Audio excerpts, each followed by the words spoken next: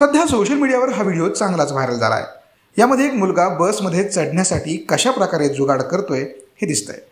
स्थानकात बस येताच सीट पकडण्यासाठी प्रवाशांची अक्षरशः झुंबड उडताना आपण अनेकदा पाहिला असेल।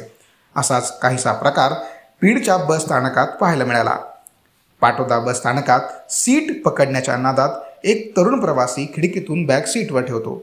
त्यानंतर दरवाजातून न जाता तो तरुण खिडकीतून शिरण्याचा प्रयत्न करतो, मात्र या दरम्यान चक्क खिडकीसह तो जमिनीवर कोसळतो। हा सर्व प्रकार बाजूला उभ्या असलेल्या बसमधून एका प्रवाशाने आपल्या मोबाईलमध्ये कैद केला।